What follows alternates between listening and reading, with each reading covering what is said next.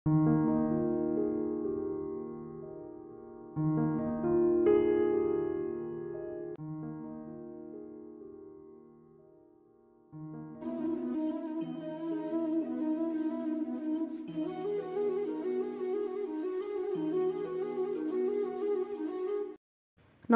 বন্ধুরা, আমার চ্যানেলে আরেকটি নতুন ব্লগে সবাইকে ওয়েলকাম জানাচ্ছি।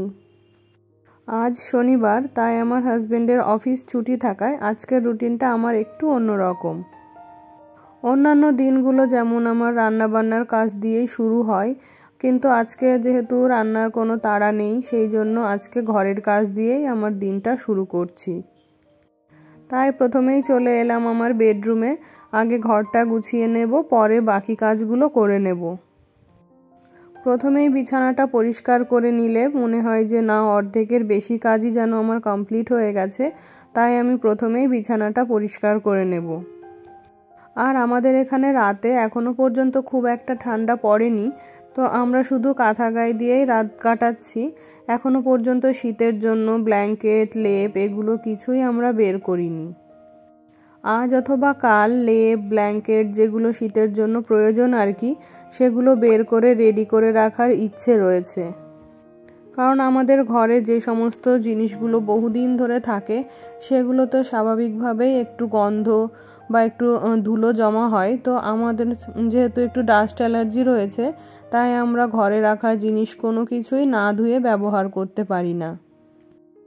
অন্যান্যবার এই ব্ল্যাঙ্কেটগুলো ক্লিন করার দায়িত্ব আমারই থাকে, কিন্তু এইবার যেহেতু আমি একটু হাতে ব্যথা রয়েছে আমার, তার জন্য এই কাজটা আমার হাজবেন্ডকেই দেব। তো এই যে ঘরের কাজ অনেকটা কমপ্লিট করে ফেলেছি, এখন অনেকটা ফ্রেশ লাগছে আর কি। এরপরে বাকি কাজ করতেও কোনো অসুবিধা হবে না, যেহেতু ঘরটা অনেকটা গোছানো, তো বাকি কাজগুলো টুকটাক করে করলেই হয়ে যাবে। আমাদের বাড়িতে যেহেতু দুটো ফ্লোর, তো নিচের ফ্লোরটা মা সমস্ত কিছু দেখাশোনা করে, আর উপরের ফ্লোরটা আমি। উপরের সমস্ত bedroom, living room, dining, kitchen এগুলো পরিষ্কার করতে আমার ঘন্টাখানেক সময় লাগে। আমি যেহেতু রোজ 6টার সময় রান্না বসাই, তাই যদি এই কাজগুলো করে রেখে আমি রান্না করতে যাই, তাহলে আমাকে আরও 1 ঘন্টা আগে ঘুম থেকে উঠতে হয়। 5টার সময় ঘুম থেকে ওঠা কোনো ব্যাপারই নয়, কিন্তু অনেকেই আছেন যারা 4টে অথবা 5টার সময় ঘুম থেকে উঠে থাকেন। কিন্তু আমাদের প্রবলেমটা হলো, আমাদের রাতের খাওয়া দাওয়া কমপ্লিট করতেই 11টা বাজে, তারপরে ঘুমোতে ঘুমোতে 12টা। তো আমার মনে হয় না যে রাত 12টার সময় ঘুমিয়ে আবার 5টার সময় উঠে সমস্ত কাজকর্ম করা যায়। আর এই কারণেই আমি আগে উঠে রান্নাটা করে হাজবেন্ডকে অফিসের জন্য রেডি করে দিই, তারপরে ছেলেকে স্কুলে পাঠিয়ে দিই, তারপরে নিজে ফ্রি হয়ে ঘরের কাজকর্মগুলো করে থাকি। আজকে যেহেতু রান্নার খুব একটা তাড়া নেই, ওই 10টার মধ্যে সবাইকে খাবার দিয়ে দিতে পারলেই হবে। তো আমার হাতে কিছুটা সময় রয়েছে, তাই ভাবছি ব্ল্যাঙ্কেটগুলো আজকেই বের করে রাখবো, কারণ আমার হাজবেন্ডের যখন সময় হবে তাহলে ও তখন এগুলো ক্লিন করে দিতে পারবে। আর আমার বিছানার এক্সট্রা জিনিসপত্র আমি সব কিছুই আমার এই বেডের স্টোরের মধ্যে স্টোর করে রাখি। এতে করে কি হয়, মানে বেডটা বারবার খুলতে হয় না, বছরে একবার খুলে সমস্ত কিছু বের করে নিলেই হয়ে যায়। আবার যখন রাখার প্রয়োজন হয় তখন আবার রেখে দিলেই হয়।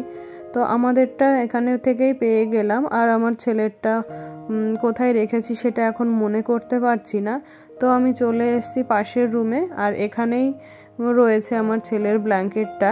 তো এতদিন ও আমাদের সঙ্গেই ঘুমোতো, আমাদের ব্ল্যাঙ্কেটেই ঘুমোতো।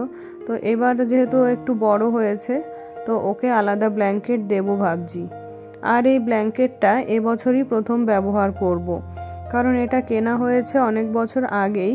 আমার শ্বশুরমশাই আমার ছেলেকে এটা কোনো একবার শীতে কিনে দিয়েছিলেন, তো এটা এতদিন পর্যন্ত ব্যবহার করিনি। তো এখন ভাবছি এখন থেকে ওটা ব্যবহার করব। তারপরে আমি যাব রান্নাঘরে, রান্নাগুলো সব শুরু করতে হবে। আর আজকে বাজার থেকে আনা হয়েছে শোল মাছ আর পাবদা মাছ। তো শোল মাছটা আজকে নতুন আলু, বড়ি এগুলো দিয়ে রান্না করা হবে, আর পাবদা মাছ যেটা রয়েছে ওটা শিম, আলু, বেগুন ওই সমস্ত সবজি দিয়ে তরকারি করা হবে।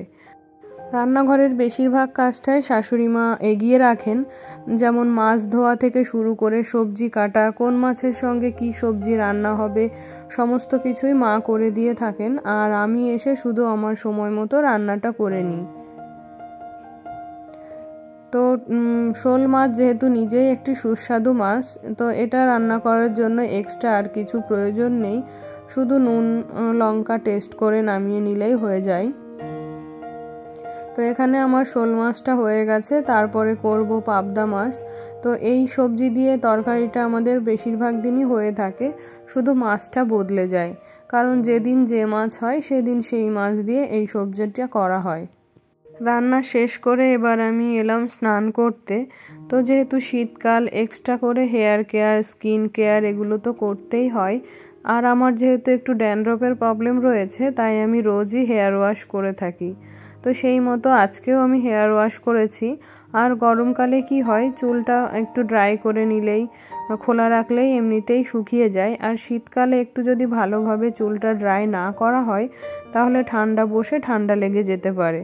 তো সেই কারণেই আমি এখন যাব একটু ছাদে।